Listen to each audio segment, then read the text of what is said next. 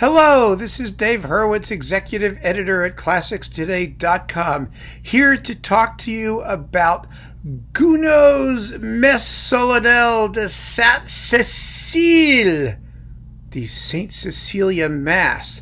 Oh, I love this piece. I mean, this is just my idea of what liturgical music should be. Totally non-liturgical. I mean, it's English speakers, I'm talking about British and American primarily. I don't know, maybe in Australia too, in New Zealand, I have no idea. They always take delight in sneering at romantic French liturgical music. Why? Because it's sentimental and trashy and full of good tunes, and it's so unliturgical. And when we consider the vast musical wasteland that is the English sacred oratorio in the 19th century, they console themselves with the fact that French sacred oratorios in the 19th century are even worse. But they're not. They're lots more fun because they're not terribly sacred. I mean, they try to be, but it's just not part of the culture to be as sacred, meaning sexless, as English music is. French music is always kind of sexy, and so is Gounod's Saint Cecilia Mass. I mean, it has a credo. The credo. It is the most wonderful tune you've ever heard in your life. Unfortunately, the recordings I have, I don't have permission to take quotations, but I'm sure there's something on YouTube where you can hear it. And I'm going to sing the tune to you. Why?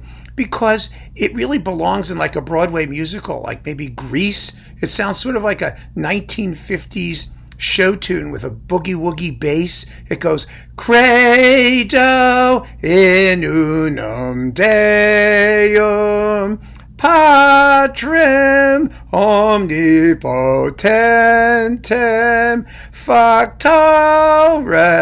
celi et terrae, bum bum visibilius omnium et invisibilium.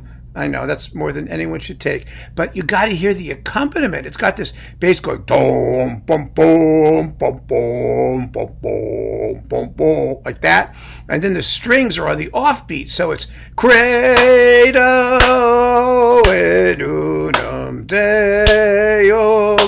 I mean, it's just indescribably wonderful. Just like my singing, right? So, I mean, my singing is indescribable. Wonderful, I don't know. But it's just a terrifically fun piece. And it's got like, it ends with an extra number here, the Domine Salvam. And it's just delightful. You know, it's the prayer for the church, or the prayer for the army, which is always fun, and the prayer for the nation. I mean, it's great. It's just great. I can't even begin to describe how much fun it is. And it's not been recorded all that often. And I mean, there was an old one that was on Calig that was reissued on Hensler. I mean, the recordings that it has had tend to be sort of junky, trashy, sanctimonious recordings by choral directors with real church forces, which is not what you want for this piece. What you want is like a great symphony orchestra and a great choir in a totally non-secular setting, just singing the living daylights out of it. That's what you want, right? So I have three sort of quality commercial recordings that I'll tell you about. Only one of them is worth having. The first, is nice because it has the Paris Conservatory Orchestra. This is the oldest. It's on EMI, and soloists are great. You've got Pilar Langer and Franz Krass and Heinz Hoppe, tenor, whoever that is. I mean, who cares? But the chorus isn't great. I mean, it's the Chor René Duclos, that French chorus of the 50s and 60s when you needed a French chorus. The conductor is Jean-Claude Hartmann. It's on EMI or Warner now. The sonics were always a little bit diffuse, I think is the word. It just doesn't have the oomph the piece really needs. Even less oomph-like was this one with Georges Prêtre, who was a very variable conductor on the best of days. I remember seeing him actually conduct a concert here in New York where, you look at the program and there's this young, good-looking guy with dark hair and, it's just a Hollywood movie star headshot. And then this old man sort of crept out from stage. He's gray and hobbling along. And it was like, oh, come on, it's like, grow up, use a real picture. What could you do? So this one has Barbara Hendricks, Lawrence Dale as a tenor, and Jean-Philippe Lafont. And it's also with the Radio France chorus and the Nouvelle Orchestre Philharmonique, the New Philharmonia Orchestra in France. I don't know, whatever that was. And it's another really, really sort of flabby, soft, uninteresting performance. There is only one recording worth caring about, just one. But it's a great one, and it's Markevitch on Deutsche Grammophon. And look at who you get.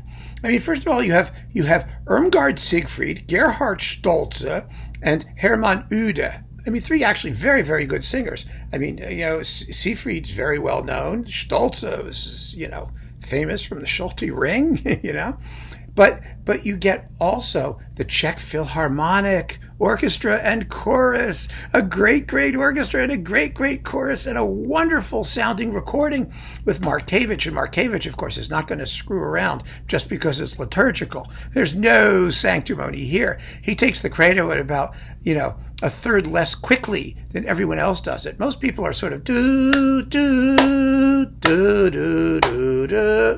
Not Markevitch. He's